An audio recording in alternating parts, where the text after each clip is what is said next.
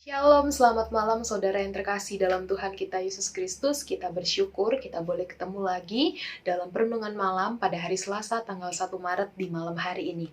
Sebelum kita memulai perenungan malam hari ini, mari bersama kita satu di dalam doa. Bapa dalam kerajaan sorga, Bapa yang baik, kami mengucap syukur dan kami berterima kasih atas penyertaan, atas kasih Tuhan yang boleh senantiasa kami rasakan. Dari pagi, siang, hingga di malam hari ini, kami tetap boleh merasakan penyertaan Tuhan. Dan itu terbukti di malam hari ini kami tetap boleh kuat. Kami tetap boleh dipercayakan untuk dapat melanjutkan kehidupan kami. Ya Bapa dalam kerajaan sorga, dalam ungkapan syukur itu, kami yang datang dalam perenungan malam, kami mau merenungkan firman Tuhan. Kami mau mengundang Tuhan dalam hati kami, sehingga hikmat Tuhan boleh memampukan kami ketika kami membaca, merenungkan, bahkan juga melakukan firman Tuhan dalam kehidupan kami sehari-hari. Ya Tuhan, berfirmanlah kepada kami semua, karena kami anak-anak-Mu telah siap mendengarkan. Amin. Saudara yang terkasih dalam Tuhan Yesus, pembacaan Alkitab kita di malam hari ini terambil dari 2 Korintus pasal 5, ayat yang pertama hingga ayat yang ke-10. 2 Korintus pasal 5, ayat yang pertama hingga ayat yang ke-10. Saya membacakan untuk kita sekalian. Karena kami tahu bahwa jika kemah tempat kediaman kami di bumi ini dibongkar, Allah telah menyediakan suatu tempat kediaman di surga bagi kita, suatu tempat kediaman yang kekal, yang tidak dibuat oleh tangan manusia. Selama kita di dalam kemah ini, kita mengeluh, karena kita rindu mengenakan tempat kediaman surgawi di atas tempat kediaman kita yang sekarang ini. Sebab dengan demikian kita berpakaian dan tidak kedapatan telanjang. Sebab selama masih diam di dalam kemah ini, kita mengeluh oleh beratnya tekanan, karena kita mau mengenakan pakaian yang baru itu tanpa menanggalkan yang lama, supaya yang fana itu ditelan oleh hidup.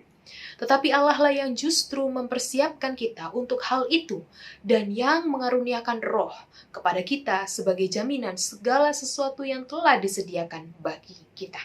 Maka, oleh karena itu, hati kami senantiasa tabah, meskipun kami sadar bahwa selama kami mendiami tubuh ini, kami masih jauh dari Tuhan. Sebab hidup kami ini adalah hidup karena percaya, bukan karena melihat.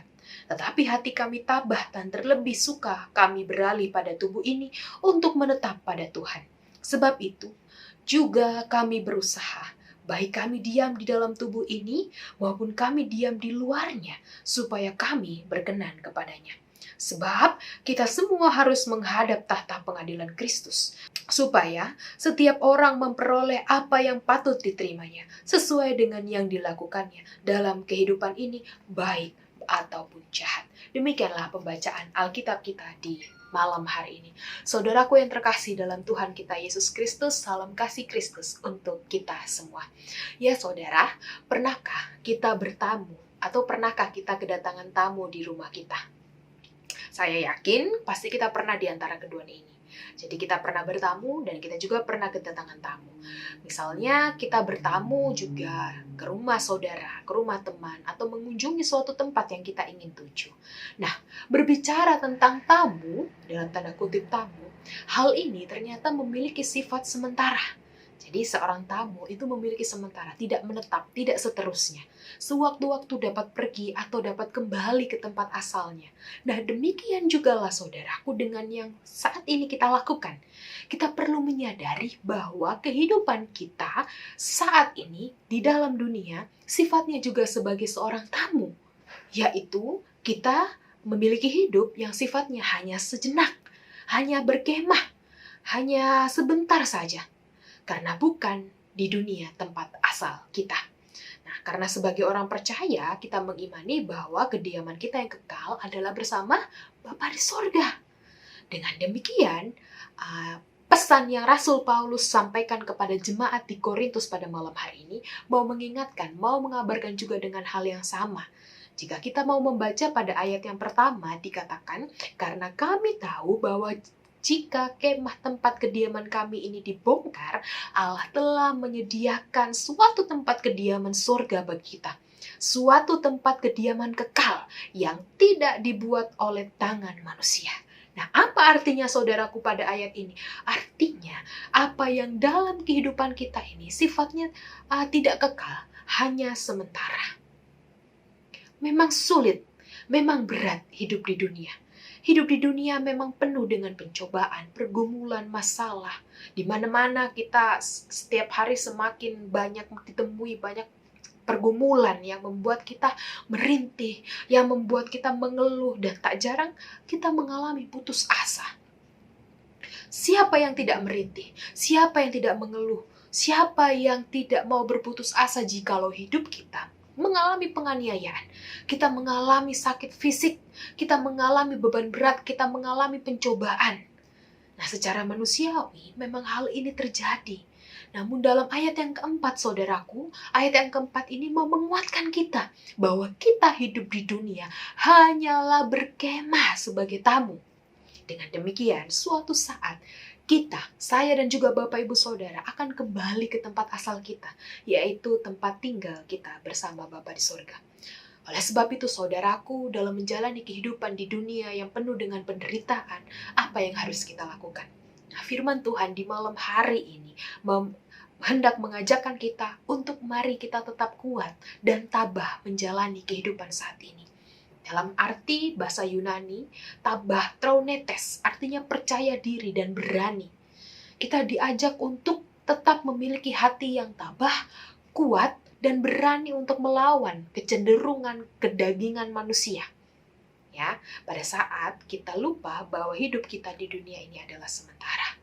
Oleh sebab itu, apapun yang terjadi dalam kehidupan kita, mari kita terus lawan dengan keoptimisan hidup yang sudah dijawab di ayat yang ke-9, yaitu tetaplah memiliki kehidupan yang berkenan di hadapan Tuhan, walaupun jalan hidup tak selalu indah.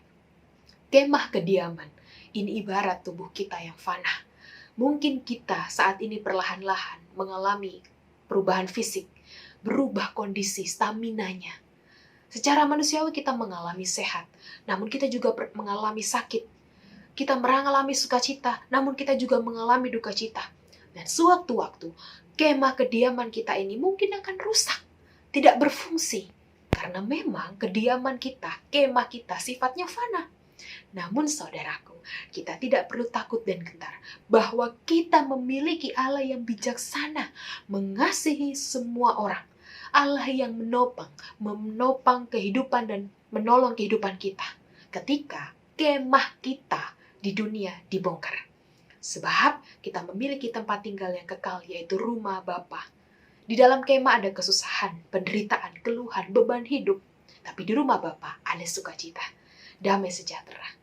Oleh sebab itu, sekuat apapun usaha kita untuk mengembalikan kemah kita, tidak akan bisa kekal dan jauh lebih indah dari kenyamanan yang kita cari, sebab segala kenyamanan di dalam keindahan, bahkan kekekalan hanya pada rumah Bapa di surga.